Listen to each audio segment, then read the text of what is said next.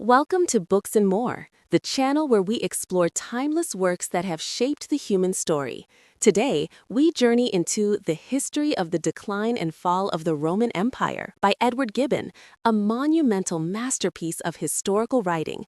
With its sweeping narrative, sharp intellect, and profound reflections on power, virtue, and decay, Gibbon's work remains one of the greatest achievements in literature. Join us as we uncover the rise, the glory, and the eventual collapse of one of the world's most extraordinary civilizations. Chapter 39: The Gothic Kingdom of Italy.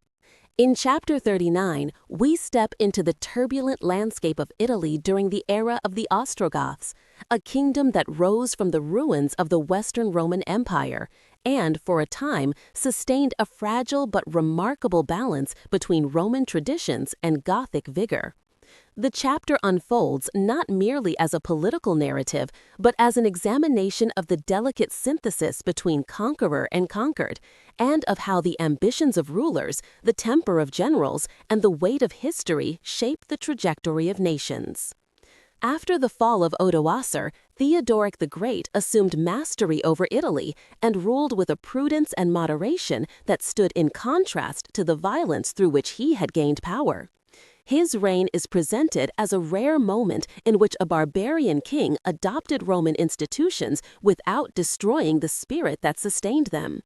Theodoric allowed his Gothic warriors to retain their military identity while placing the administration of civil affairs in the hands of experienced Roman officials. In this dual system, he preserved the strength of the Goths and the sophistication of the Romans, creating a harmony that seemed, for a time, to promise stability. The prosperity of Italy under Theodoric is emphasized through its recovery from famine, restoration of public works, and renewed confidence among its people. Cities once decayed were repaired, roads, aqueducts, and defenses were rebuilt, and agriculture revived under policies that encouraged both freedom and responsibility. Theodoric's court attracted scholars, rhetoricians, and philosophers, suggesting that Gothic rule did not extinguish the last embers of Roman culture. In fact, his patronage of figures like Boethius and Cassiodorus reflected a desire to legitimize his reign through learning and civic virtue. Yet this flourishing was fragile, resting upon the character of one man whose political wisdom was not fully inherited by his successors. Theodoric's death marked the beginning of uncertainty. His grandson Athalaric, still a child, ascended the throne, and his mother Amalasuntha attempted to raise him in the Roman manner, seeking to shape him into a ruler who combined the Gothic spirit with Roman discipline. Her intellectual refinement and admiration for Roman customs, however, stirred resentment among the Gothic nobility, who feared that their prince was being softened into a scholar rather than hardened into a warrior. The conflict between education and tradition became a symbol of the deeper fracture within Gothic society, the tension between their barbarian origins and the Roman world they now governed. The prosperity of Italy under Theodoric is emphasized through its recovery from famine, restoration of public works, and renewed confidence among its people. Cities once decayed were repaired, roads, aqueducts, and defenses were rebuilt, and agriculture revived under policies that encouraged both freedom and responsibility. Theodoric's court attracted scholars, rhetoricians, and philosophers, suggesting that Gothic rule did not extinguish the last embers of Roman culture. In fact, his patronage of figures like Boethius and Cassiodorus reflected a desire to legitimize his reign through learning and civic virtue. Yet this flourishing was fragile, resting upon the character of one man whose political wisdom was not fully inherited by his successors. Theodoric's death marked the beginning of uncertainty. His grandson Athalaric, still a child, ascended the throne, and his mother Amalasuntha attempted to raise him in the Roman manner, seeking to shape him into a ruler who combined the Gothic spirit with Roman discipline. Her intellectual refinement and admiration for Roman customs, however, stirred resentment among the Gothic nobility, who feared that their prince was being softened into a scholar rather than hardened into a warrior. The conflict between education and tradition became a symbol of the deeper fracture within Gothic society, the tension between their barbarian origins and the Roman world they now governed. Athalaric grew into a youth corrupted by indulgence, his health ruined by excesses encouraged by the Gothic nobles, who opposed his mother's influence. His early death left Amalasuntha exposed to the hostility of the Gothic aristocracy. In her desperation, she invited Theodahad, her cousin, to share the throne, believing that his lineage and temperament might stabilize the political situation. But Theodahad proved treacherous, more concerned with personal gain than the welfare of the kingdom. He seized Amalasuntha and eventually caused her death, a crime that shattered the legitimacy of Gothic rule and provided the Byzantine Emperor Justinian with a potent pretext for intervention. Justinian, already pursuing the grand project of restoring Roman dominion across the Mediterranean, found in the turmoil of Italy the justification he desired. The death of Amalasuntha, whom he had treated as an ally, was portrayed in Constantinople as an outrage against civilization itself. Behind this moral indignation lay a clear strategic ambition, the reconquest of Italy as part of a revived Roman Empire. Thus began the Gothic War, an immense conflict that would devastate Italy for nearly 2 decades. The first phase of the war saw the arrival of Belisarius, the brilliant general whose campaigns had already restored Africa to imperial control. With a force remarkably small compared to the size of the task ahead, he landed in Sicily and secured the island with speed and audacity. The success demonstrated not only Belisarius's tactical genius, but also the extent to which the Gothic kingdom had weakened from within. From Sicily, he advanced to the Italian mainland, moving northward while towns and cities, disillusioned with Gothic misrule, opened their gates to him. Theodahad proved incapable of resisting the imperial advance.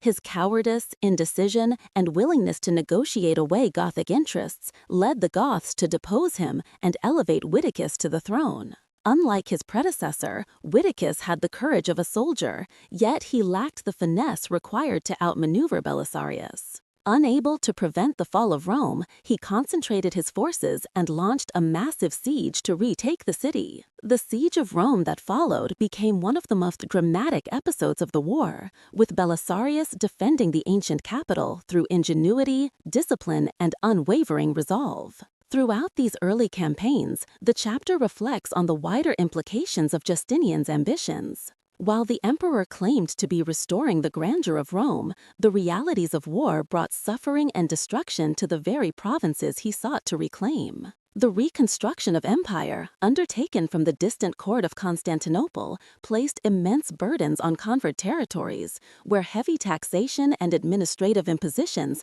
often replaced one oppressive regime with another. Just as Italy began to hope for liberation from Gothic misrule, it soon discovered the heavy cost of imperial restoration. The chapter also considers the nature of Gothic society itself. The Ostrogoths, though formidable in war, were comparatively few in number and relied heavily on Roman subjects for administration and economic support. This dependency weakened the cohesion of their kingdom.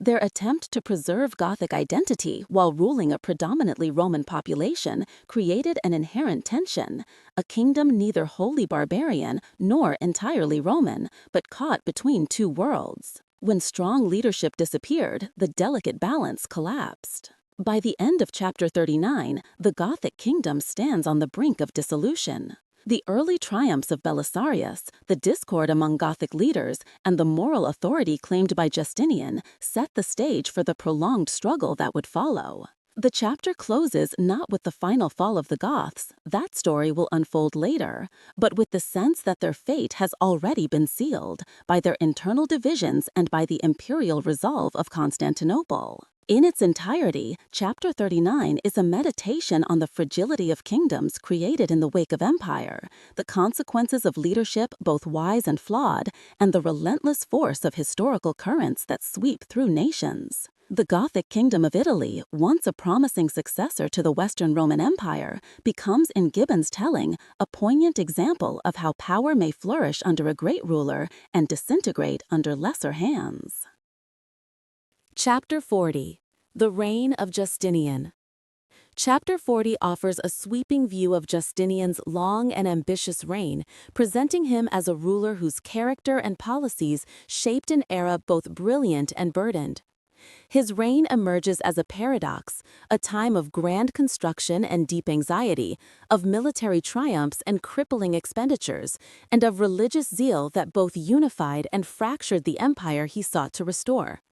It is a chapter that paints Justinian not merely as a figure of power, but as a man driven by an intense conviction that he was chosen to reshape the world. The narrative begins with the condition of the empire when Justinian assumed influence under his uncle, Justin I, and later as the sole emperor. Constantinople was then a city full of energy, but deeply divided. Its population, restless and excitable, identified fiercely with the great circus factions, the Blues and the Greens, whose rivalry extended far beyond the Hippodrome. These groups were political, religious, and social organizations with the ability to shake the empire with their passions. Justinian, ambitious and confident, underestimated their volatility until the Great Nika riot erupted, nearly costing him his throne. The Nika revolt is presented as one of the defining crises of his early rule. The emperor's harsh taxation and the corruption of certain officials fueled popular anger. What began as a protest intensified into an uprising that consumed the city in flames. Palaces burned, churches collapsed, and order vanished. For a moment, Justinian faltered, considering escape. But Theodora, his formidable wife, refused to yield. Her famous declaration that the imperial purple made a noble shroud rekindled his resolve. With renewed determination, Justinian unleashed his generals, Belisarius and Mundus, whose disciplined troops crushed the rebellion in an orgy of violence that left tens of thousands dead. The revolt ended in horror, but it confirmed Justinian's grip on power and convinced him that he was destined to rule with unwavering authority. Having survived the storm, Justinian turned to the work of governance with an ambition unmatched by earlier emperors.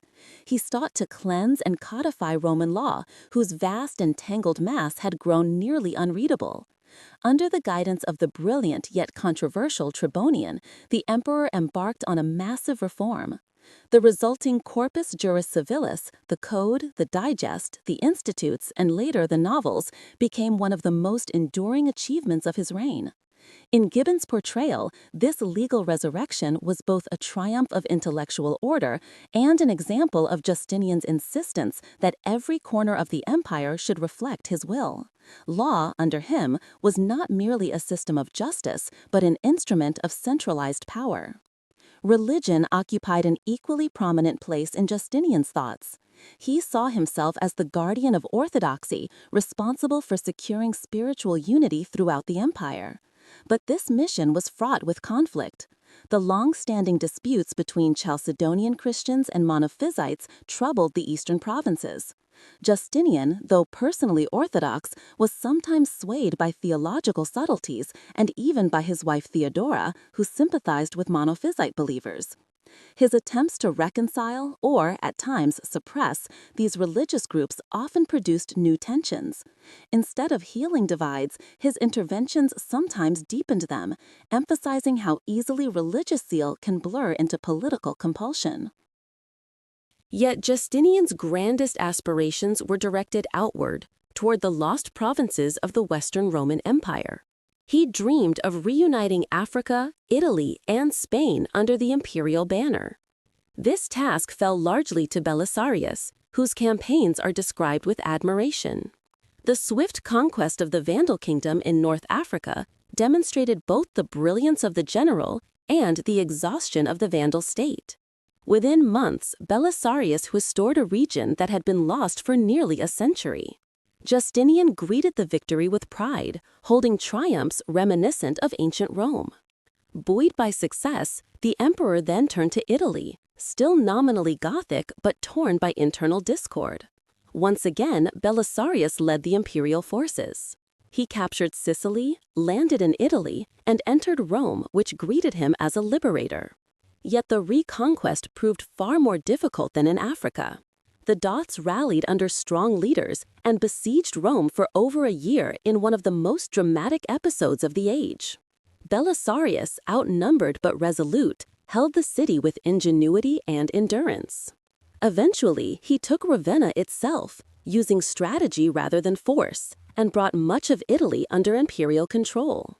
But while these victories dazzled contemporaries, they exacted a heavy toll. The wars drained the treasury, demanded increasing taxes, and weakened the very provinces they reclaimed. Justinian, far from the battlefield, often misunderstood local needs. He allowed jealous courtiers to undermine Belisarius and failed at times to supply sufficient reinforcements. The dream of reconstituted empire strained the resources of the East and exposed its borders, especially along the Danube and the Persian frontier, to renewed dangers. Thus, in Gibbon's telling, the glories Justinian pursued accelerated the weariness of the state. Amid these exertions, Justinian embarked on massive building projects meant to immortalize his reign. The most magnificent of these was the Church of Hagia Sophia, rebuilt after the Nika riots. Its soaring dome, its marble columns, and its shimmering mosaics embodied the emperor's desire to manifest divine order on earth. When the final stone was laid, Justinian is said to have proclaimed, "Solomon, I have surpassed thee." The statement captures both his pride and his self-conception as a ruler ordained to perform wonders. Yet while stones rose in Constantinople, life for ordinary people grew harder. Taxes multiplied. Officials sent to collect them often grew rich through extortion. Famine, plague, and earthquake repeatedly shook the empire. The Great Plague that swept through in the 540s decimated the population, including Justinian himself, who barely survived. What followed was an empire rich in monuments but deprived of human strength.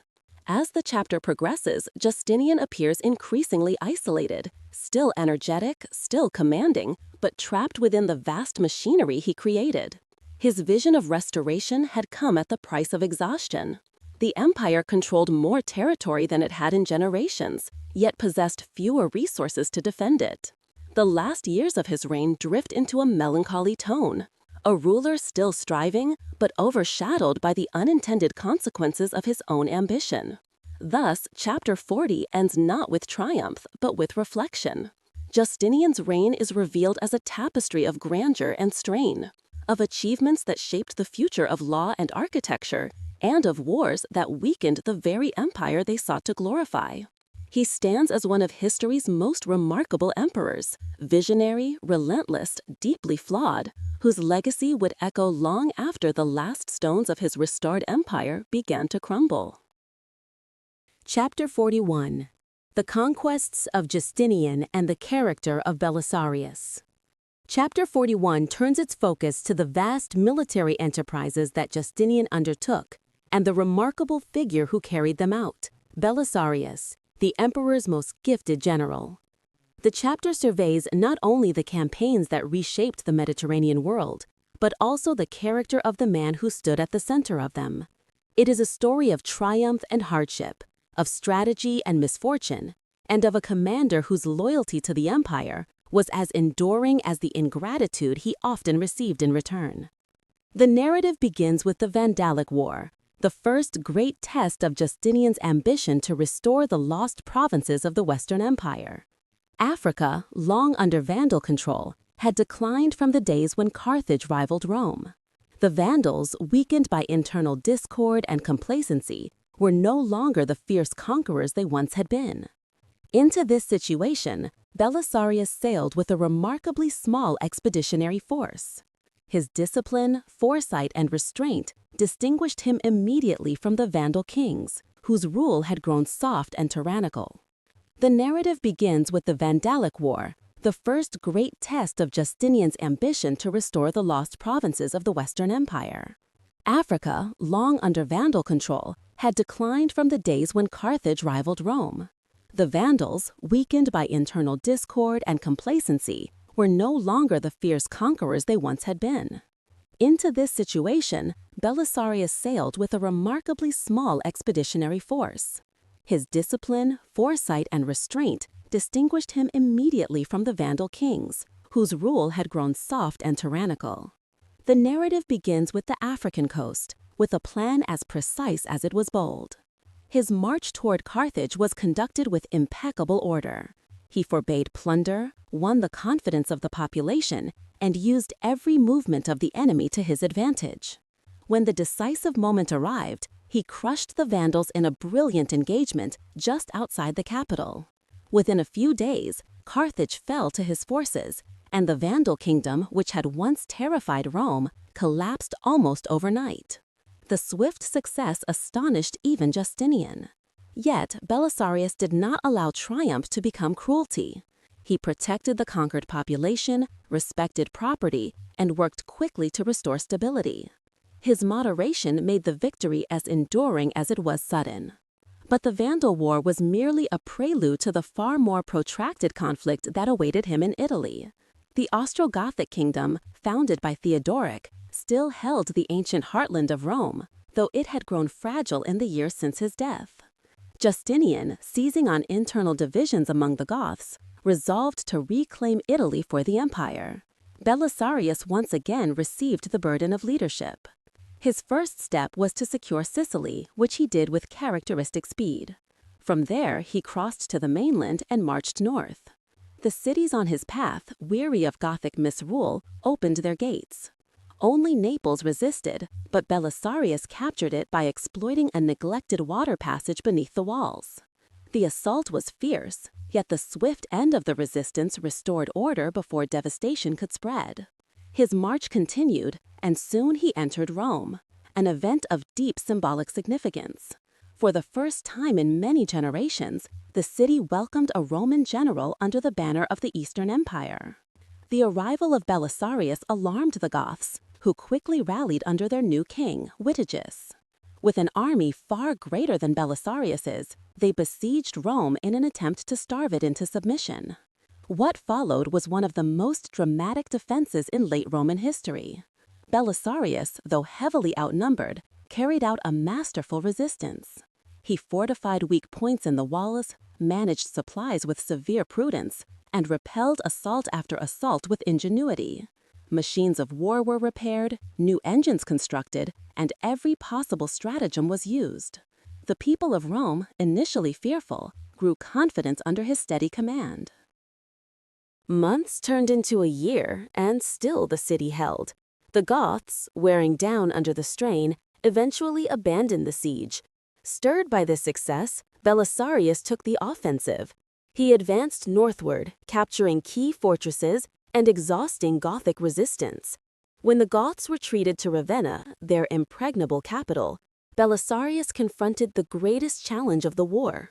Instead of besieging the city, he employed a strategy of negotiation and misdirection.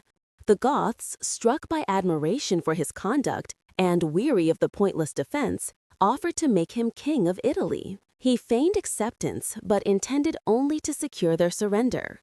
When the gates were opened, he immediately claimed the city in Justinian's name. The Gothic kingdom fell with hardly a blow. In this triumph, however, the seeds of later trouble were already sown. Justinian, suspicious of Belisarius's growing fame, soon recalled him and sent another commander, the eunuch Narses, to Italy. The rivalry between their followers weakened imperial authority and allowed the Goths under Totila to rise again. Although Belisarius was eventually sent back, he never received sufficient troops or support to recover what had been lost. Italy sank into prolonged misery, ravaged by shifting armies and repeated sieges.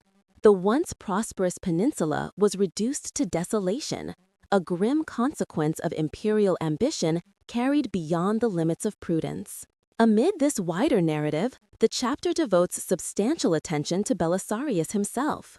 His virtues were many: courage, discipline, mildness toward civilians, and fidelity to the emperor, which he maintained even as jealousy and slander shadowed him. Yet his personal life was marked by weakness, particularly in his devotion to his wife Antonina. She, ambitious and cunning, manipulated him and was protected by Theodora's influence at court. Theodora herself, though powerful and astute, was often cunning and vindictive. Belisarius found himself trapped between elite intrigue at Constantinople and the hardships of distant war. Despite these challenges, he remained loyal. Even when unjustly accused or undermined, he did not waver in obedience.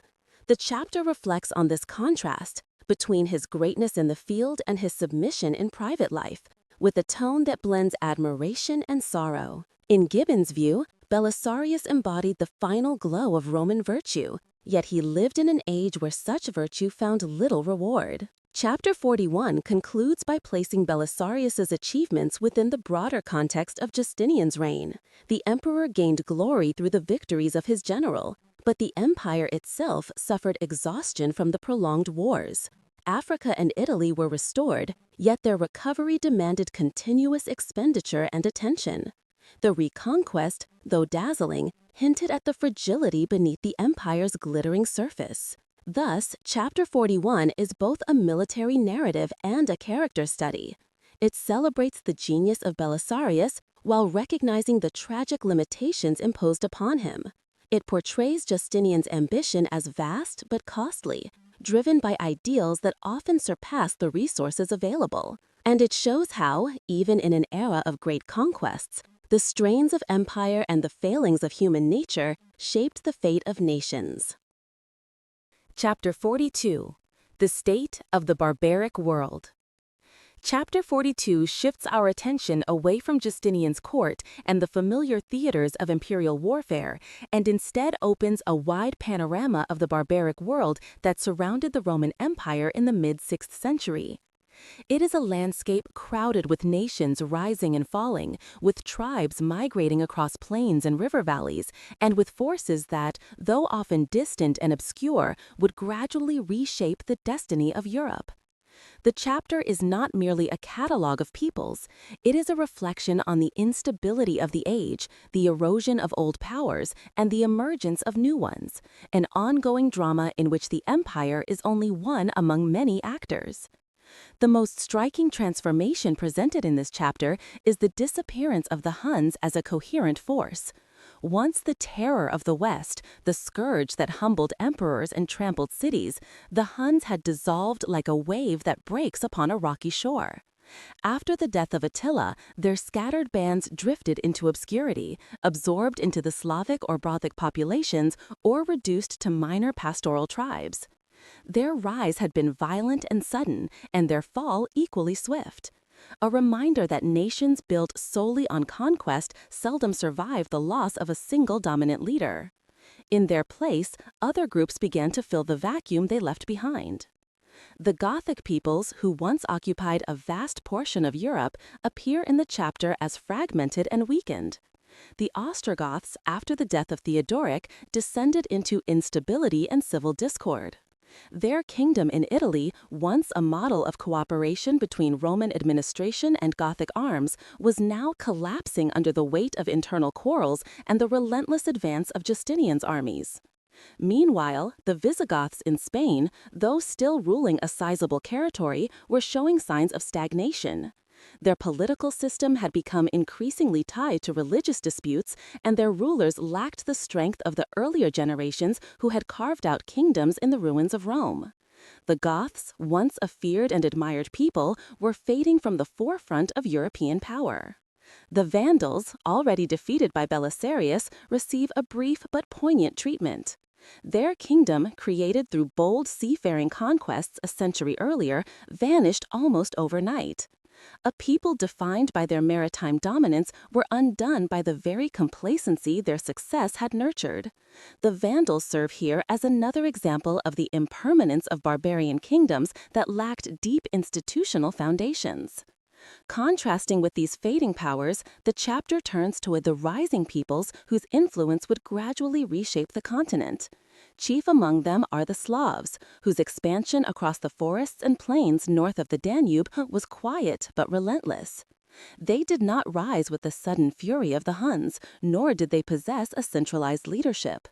Instead, they spread through constant migration, settling along rivers, clearing forests, and multiplying in number. Their way of life, simple and egalitarian, proved flexible enough to adapt to diverse terrains. Their incursions into imperial territory were not grand invasions, but rather steady infiltrations, difficult to repel and impossible to prevent entirely. The Slavs represent a new kind of challenge, not a single foe to defeat, but a multitude that gradually eroded the empire's northern frontier. Alongside them stood the Bulgars, far more warlike and better organized than the Slavs. Originating from the steppes north of the Black Sea, the Bulgars possessed a martial discipline reminiscent of the Huns, yet tempered with a more defined political structure.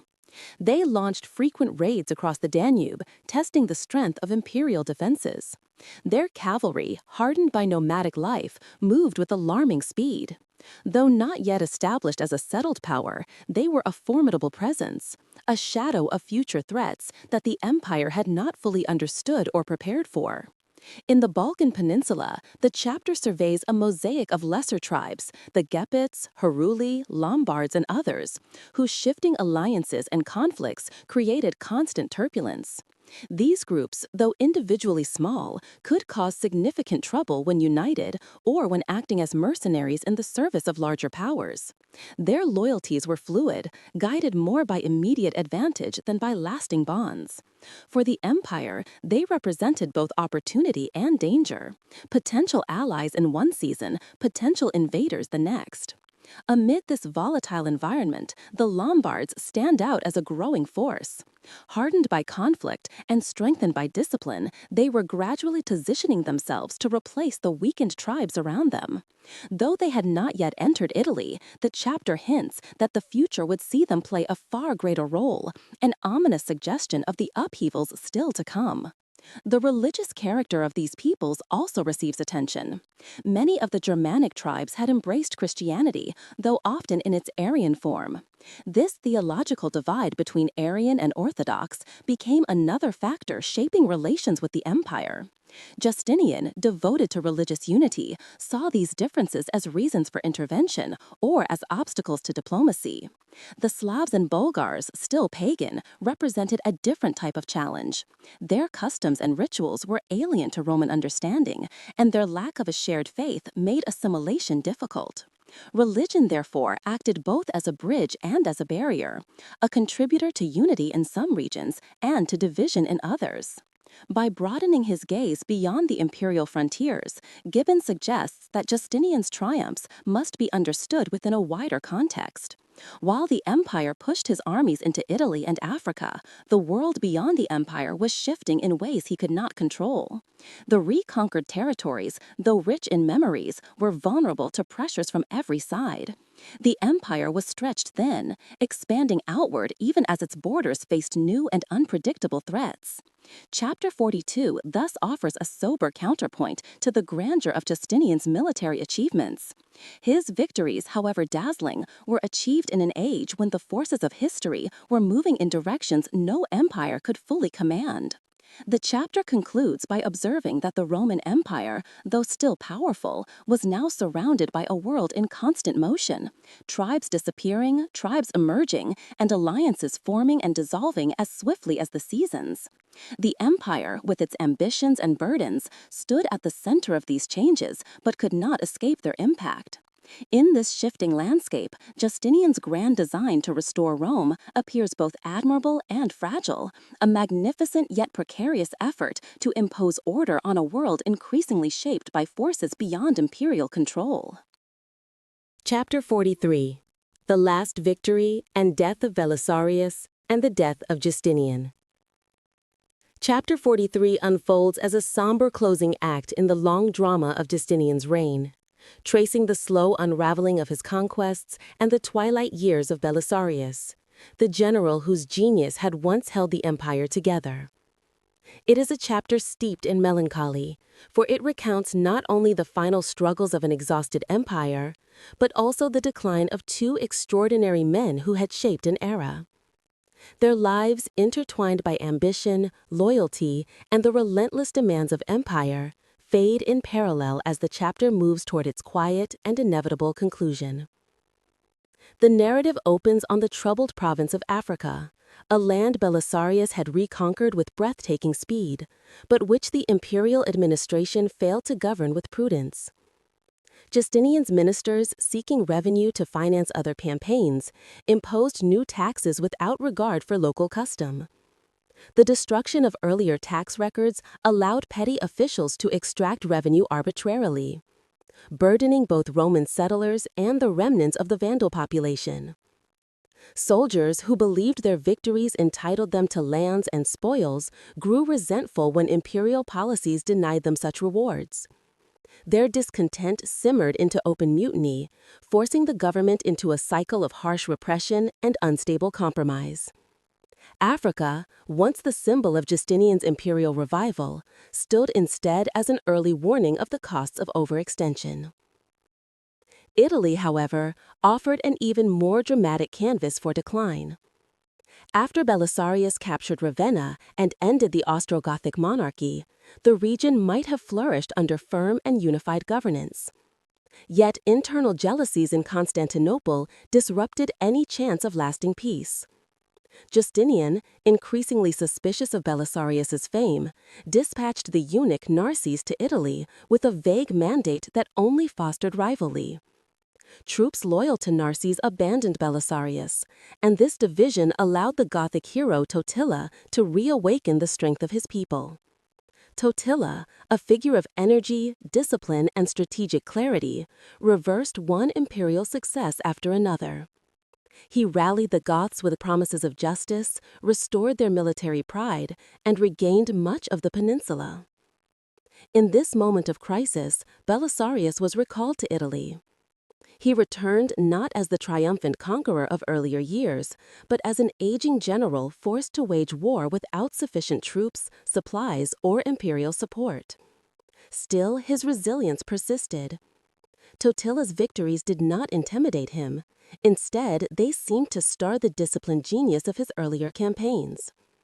Belisarius retook Rome in a bold amphibious operation, restoring a fragile order to a city ravaged yet again by war.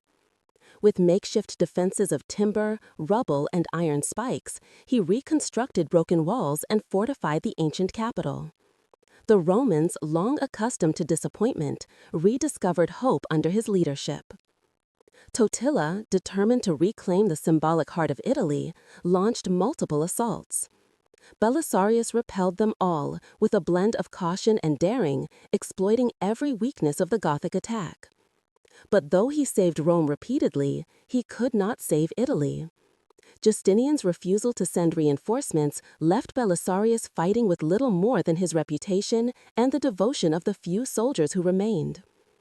It was a tragic reminder that even the finest general cannot win wars by will alone. As Italy sank into chaos, a new threat arose in the north. The Bulgars, crossing the Danube in force, plundered Thrace and approached the walls of Constantinople itself.